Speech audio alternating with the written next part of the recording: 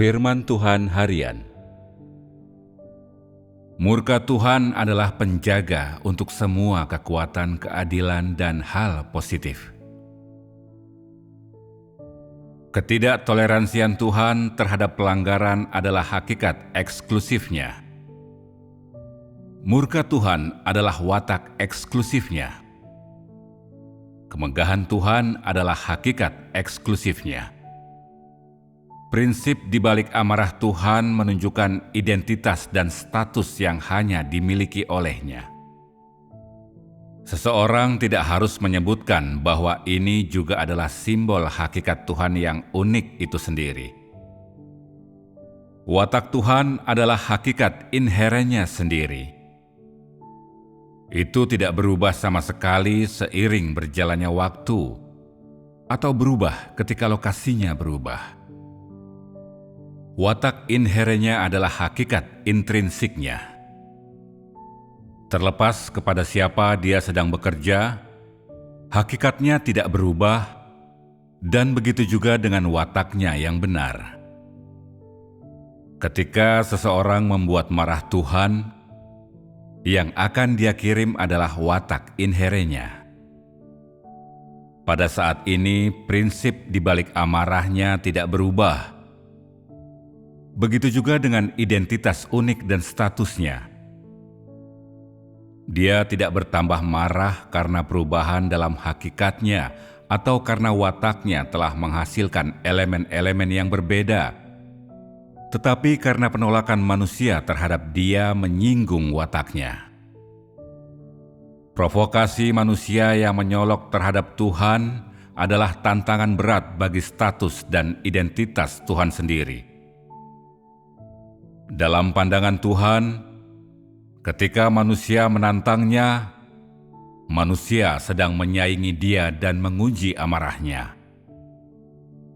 Ketika manusia menentang Tuhan, ketika manusia menyaingi Tuhan, ketika manusia terus-menerus menguji kemarahan Tuhan, juga ketika dosa berkeliaran dengan bebas, murka Tuhan akan secara alami dinyatakan dan muncul dengan sendirinya.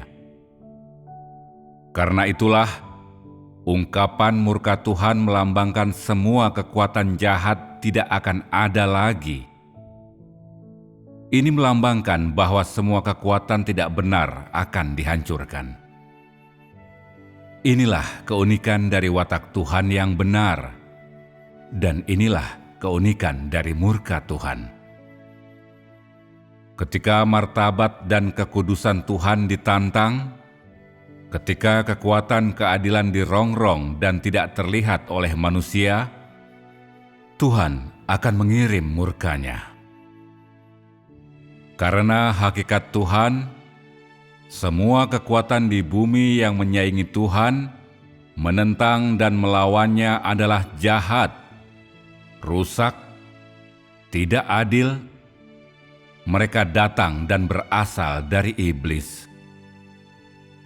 Karena Tuhan itu adil, berasal dari terang dan sangat kudus, semua yang jahat, rusak, dan milik iblis akan hilang dengan dilepaskannya murka Tuhan. Walaupun pencurahan murka Tuhan adalah salah satu aspek dari ungkapan wataknya yang benar, kemarahan Tuhan sama sekali tidak membeda-bedakan targetnya atau bukannya tanpa prinsip. Sebaliknya, Tuhan itu sama sekali tidak cepat marah, juga tidak terburu-buru menyatakan murka dan kemegahannya. Dan lagi, murka Tuhan itu sangat terkendali dan terukur. Sama sekali tidak seperti manusia yang ketika marah akan lepas kendali atau mengamuk untuk melampiaskan amarahnya. Banyak pembicaraan antara manusia dan Tuhan yang dicatat di Alkitab. Kata-kata dari individu-individu itu dangkal, bodoh, dan kekanak-kanakan. Tetapi Tuhan tidak menjatuhkan atau menghukum mereka. Secara khusus, dalam ujian Ayub, Bagaimana Tuhan Yahwe memperlakukan ketiga sahabat Ayub dan yang lain setelah dia mendengar kata-kata yang mereka sampaikan kepada Ayub? Apakah dia menghukum mereka? Apakah dia murka pada mereka? Dia tidak melakukan hal-hal seperti itu. Sebaliknya, dia menyuruh Ayub mendoakan mereka. Tuhan, di sisi lain, tidak memasukkan kesalahan mereka ke dalam hati. Contoh-contoh ini semuanya menunjukkan sikap utama Tuhan dalam memperlakukan umat manusia yang rusak, bodoh. Karena itu, pelepasan murka Tuhan bukanlah ungkapan atau penyaluran suasana hatinya. Murka Tuhan bukanlah sebuah ledakan kemarahan seperti yang manusia pahami.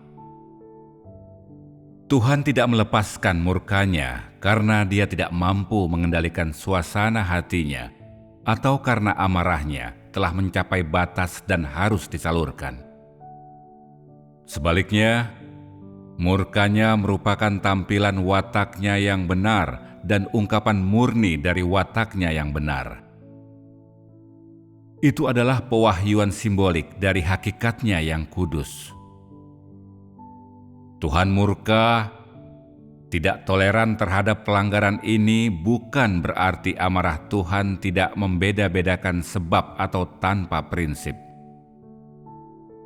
Umat manusia rusaklah yang memiliki hak eksklusif paten dalam hal tidak memiliki prinsip, membabi buta, melepaskan amarahnya tanpa memandang sebabnya.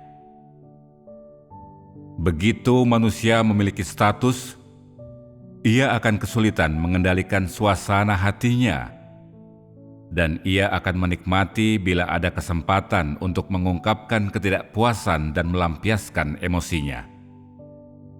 Ia akan sering terbakar amarah tanpa alasan jelas untuk menunjukkan kemampuannya dan membiarkan orang lain tahu bahwa status dan identitasnya berbeda dengan orang biasa.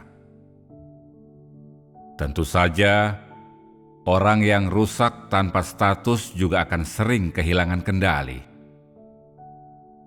Amarah mereka seringkali disebabkan keuntungan pribadi mereka disinggung. Untuk melindungi status dan harga diri mereka, umat manusia yang sudah rusak akan sering melampiaskan emosinya dan menyatakan sifatnya yang sombong.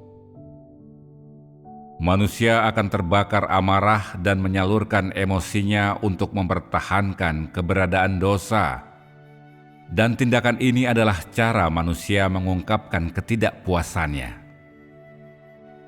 Tindakan-tindakan ini penuh dengan kenajisan, rencana dan intrik, kerusakan dan kejahatan manusia, bahkan penuh dengan ambisi liar dan keinginan manusia.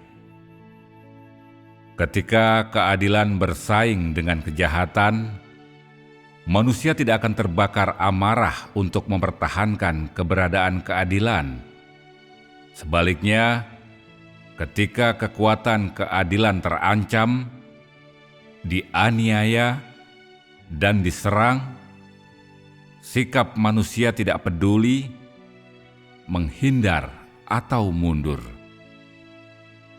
Tetapi, ketika menghadapi kekuatan kejahatan, sikap manusia mendukung, tunduk, dan memperjuangkannya. Karena itulah pelampiasan emosi menjadi jalan keluar dari kekuatan kejahatan. Ungkapan dari perbuatan jahat daging manusia yang merajalela dan tidak bisa dihentikan. Ketika Tuhan mengirim murkanya, bagaimanapun juga, semua kekuatan kejahatan akan dihentikan. Semua dosa yang menyakiti manusia akan dihentikan. Semua kekuatan yang memusuhi dan merusak pekerjaan Tuhan akan dibuat jadi nyata, terpisah dan dikutuk. Semua kaki tangan iblis yang menentang Tuhan akan dihukum, dibuang. Di tempat mereka, pekerjaan Tuhan akan berlanjut dengan bebas tanpa halangan. Rencana pengelolaan Tuhan akan terus berkembang tahap demi tahap sesuai jadwal. Umat pilihan Tuhan akan bebas dari gangguan dan tipuan iblis. Mereka yang mengikuti Tuhan akan menikmati kepemimpinan dan penyediaan Tuhan dalam keadaan yang aman dan damai.